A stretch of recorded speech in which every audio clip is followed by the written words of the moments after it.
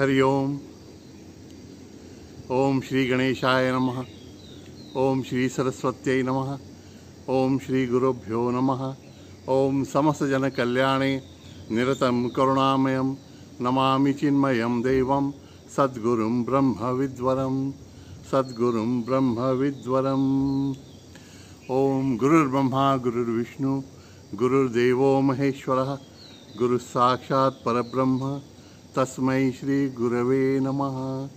तस्मै श्री गुरवे नमः।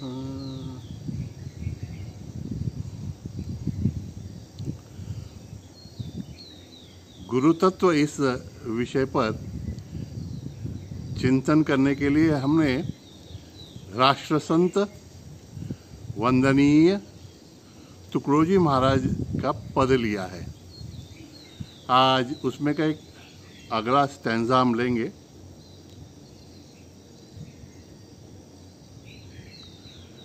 पारस मणि लोहा सुधरावे कनक बना कर कीमत लावे, लेकिन सद्गुरु कृपा पावे, लेकिन सद्गुरु कृपा पावे।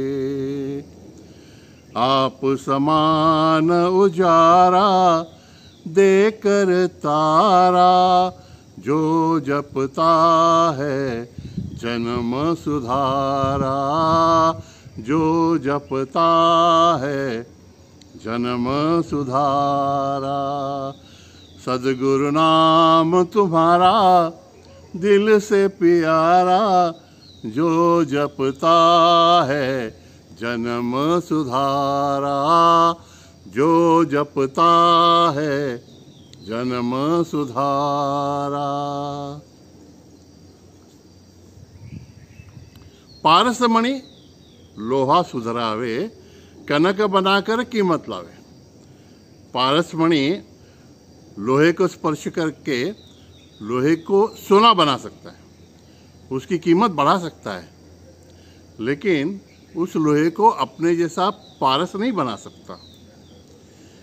लेकिन सद्गुरु जो है वो शिष्य कैसा भी हो, एक बार उसका स्वीकार किया गुरु ने तो उसको अपने जैसा ही बनाकर छोड़ते हैं।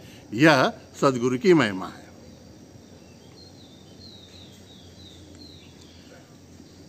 सद्गुरु का काम एक शिल्पकार जैसा है। उस शिला में मूर्ति तो रहती ही है, शिल्पकार अनावश्यक भाग निकाल देता है तो मूर्ति साकार हो जाती है। वैसे ही सद्गुरु को पता रहता है कि ये मेरे सामने जो आया है शिष्य बनकर, जो शिष्य की भूमिका कर रहा है वो नारायण ही है, लेकिन अज्ञानवश वो अपने स्वरूप को भूल गया है। इसलिए उस अज्ञान के आवरण को दूर करने का काम सद्गुरु करते हैं। इसीलिए वो श्लोक है ना, अज्ञानतिमिरान्धस्य ज्ञानांजन शलाकया चक्षुर उन्मीलितम येन तस्मै श्री गुरुवे नमः। वो अज्ञान दूर करते हैं। कैसे करते हैं? अज्ञान की भूमिका करने वाले उस नारायण को कहते मंत्र देते हैं और कहते हैं कि ये ओम नमो नारायणाय या ओम नमः शिवाय, इस मंत्र का जप करो और उस सामने एक सगुण की मूर्ति रखो ईश्वर की, और फिर सोहम साधना से उस तत्व से अपना एक रूप स्थापित करने का प्रयत्न करो। ऐसी साधना देते हैं। तो हमको भी पहले लगने लगा कि अब क्या है, उसमें क्या मुश्किल है, ये तो हम भी किसी को बोल सकते हैं।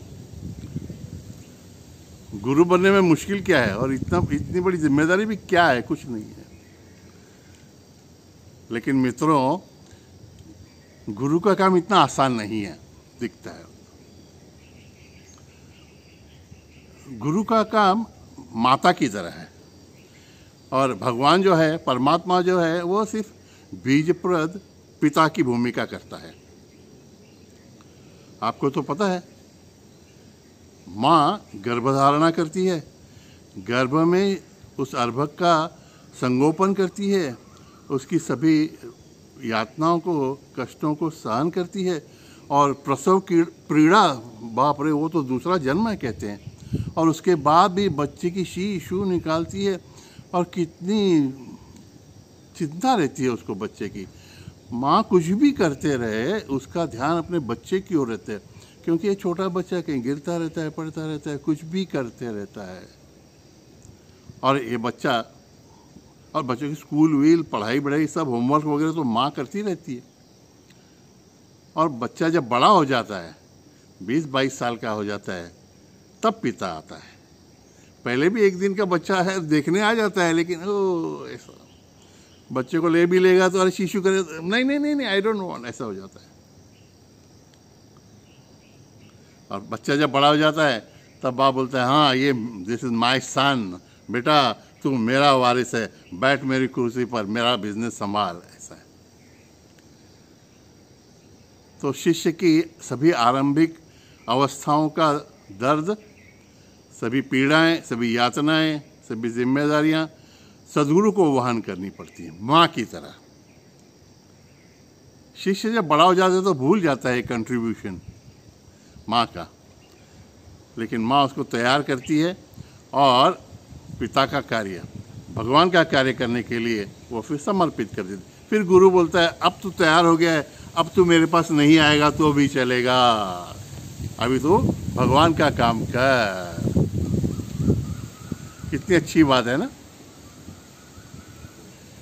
सद्गुरु करते कैसे हैं, ये तो मंत्र देख के बताए। उसमें शास्त्र 2 बातें कहते हैं कि गुरु तत्वमसि, इस मंत्र का, इस महावाक्य का उपदेश शिष्य को करते हैं, और इस पे उसको चिंतन करने के लिए कहते हैं।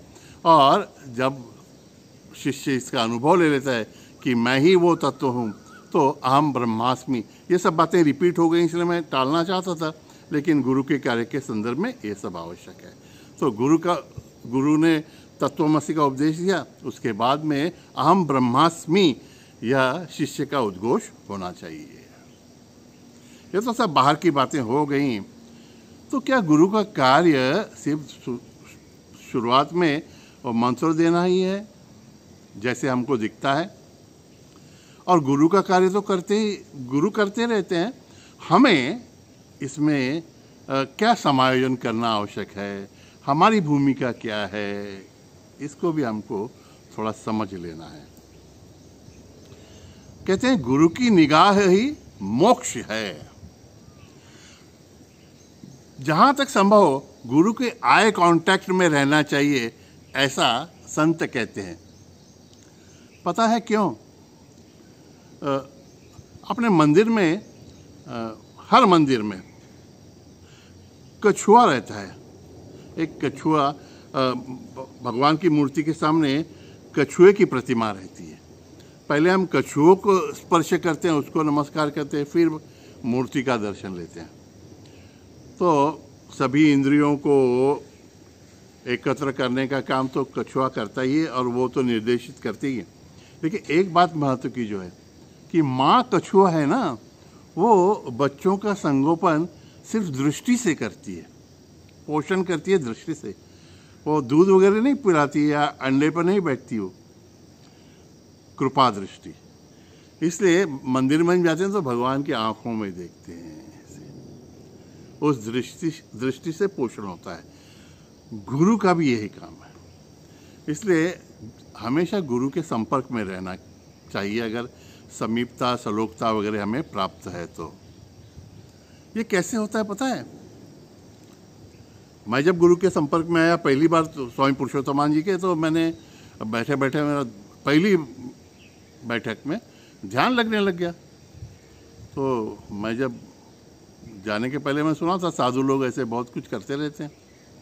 तो मैंने स्वामी जी से क्या कहा कि Swami ji, are you hypnotising मी? सम्मोहन कर रहे हैं क्या मुझ पर आप? तो थोड़ा उनको बुरा लगा होगा, लेकिन बोले, अरे you are already hypnotized by the maya of this world. इस संसार की माया से तो तुम पहले ही सम्मोहित हो गए हो। I am just D hypnotising you. उनकी नज़र कैसे कार्य करती पता है? वो हमें हमें जब देखते हैं तो एक नारायण भाव से हमारी ओर देखते हैं, और इसलिए उस नज़र से हमारे अंतःकरण में भी नारायण भाव जागृत हो जाता है। ऐसा नहीं मैं कहूँगा कि हमारे में का नारायण जागृत हो जाता है, वो तो जागृत रहता ही है, लेकिन हमारे नारायण में और हमारे अंतःकरण में जो पर्दा रहता है वो दूर हो जाता है। तो हमारे में के नारायण के प्रति ही हम जागृत हो जाते हैं, और उसके बाद हमारे जो कार्यकलाप होते हैं वह नारायण की कृपा, नारायण के सानिध्य से दिव्य और भव्यतापूर्ण बनते जाते हैं। यह है उनकी दृष्टि का कमाल। गुरु की निगाह ही मोक्ष है, गुरु वाक्य ही है संपदा।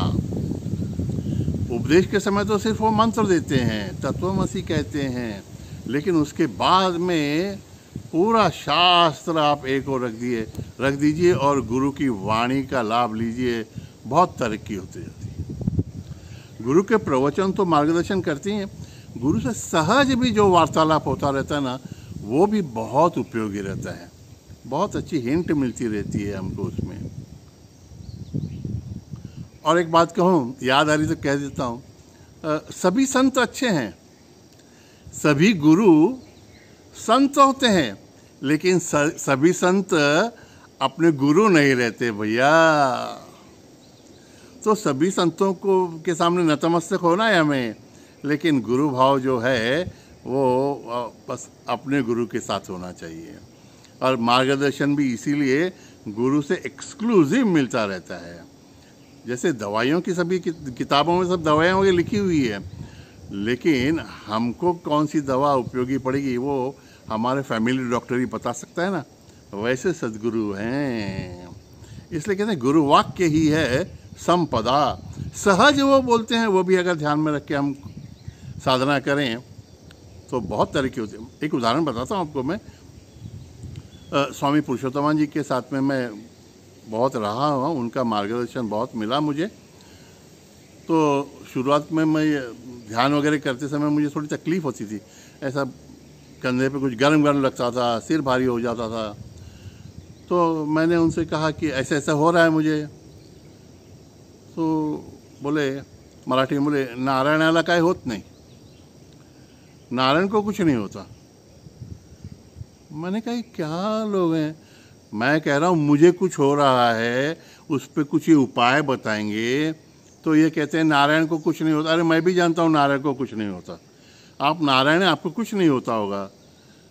ये प्रश्न भी नहीं समझते हैं हमारा और उत्तर भी नहीं दे पाते, ऐसा छोड़ दिया मैंने। बाद में भी मैं जप करते रहा, ध्यान करते रहा। एक दिन ध्यान करते करते फिर से वो अवस्था के शरीर से गर्म होने लगा, सर भारी होने लगा, और उनकी ही कृपा से वह वाक्य अंतःकरण में आ गया कि नारायण को कुछ नहीं होता, नारायण को कुछ नहीं होता। और बिलीव मी, वो वाक्य आया अंतःकरण में, और वो सभी बाकी जो तकलीफें थी, गर्म होना, सर भारी, अपने आप सब चला गया। तब ध्यान में आया कि उन्होंने जो कहा था कि नारायण को कुछ नहीं होता, यह मेरे लिए साधना का वाक्य था, और मैंने उसको आत्मसात करते हुए ध्यान में रखना था कि जब कभी मुझे शरीर मन बुद्धि के स्तर पर ये कुछ तकलीफ होने लगेगी, तब मुझे ध्यान में रखना है कि मैं इस शरीर मन बुद्धि से अलिप्त हूँ, मैं नारायण का अंश हूँ। इसलिए ध्यान में रखना है कि नारायण को कुछ नहीं होता। सहज बोला हुआ वाक्य मेरे लिए तो ये महावाक्य जैसा हो गया है ना। गुरु की निगाह ही मोक्ष है, गुरु वाक्य ही है संपदा। और इसके बाद में सदगुरु का बहुत महान एक कंट्रीब्यूशन वो है कि वह गुरु जो हैं वो दूसरों की, समाज की या अपने गुरु की सेवा करने के लिए हमें बाध्य करते हैं, प्रेरित करते रहते हैं, क्योंकि उन्हें पता है कि अमृत की भी वर्षा हो और हमारे वस्त्र में हम उस अमृत को एकत्रित करने का प्रयत्न करें तो एक बूंद भी नहीं रहती। तो अंतःकरण शुद्ध नहीं है, अंतःकरण में अनेक अनेक वासनाओं के छिद्र हैं, तो कितना भी उपदेश हम करें, गुरु करें, तो हमारे हृदय में अंतःकरण में कुछ भी नहीं रहता। तो अंतःकरण शुद्धि के लिए देश की, देव की, धर्म की, उनके सद्गुरु की, समाज की, सबकी सेवा निष्काम कर्म अत्यंत आवश्यक है।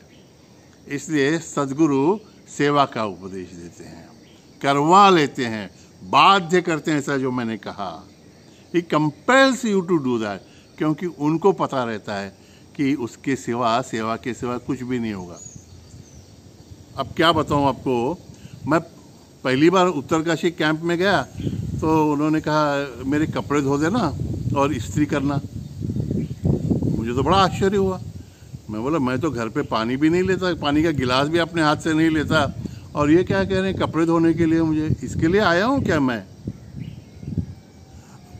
लेकिन बाकी के जो सीनियर साधक थे उन्होंने कहा अरे भाग्यवान हो तुमको तो गुरु की डायरेक्ट सेवा प्राप्त हो रही है, करते रहो।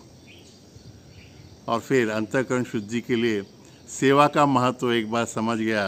फिर हनुमान जी का आदर्श हमने अपने सामने रखा कि ज्ञान है, भक्ति है, शक्ति है, सब कुछ है, लेकिन अगर गुरु की सेवा नहीं हुई तो कुछ भी प्राप्त नहीं हुआ।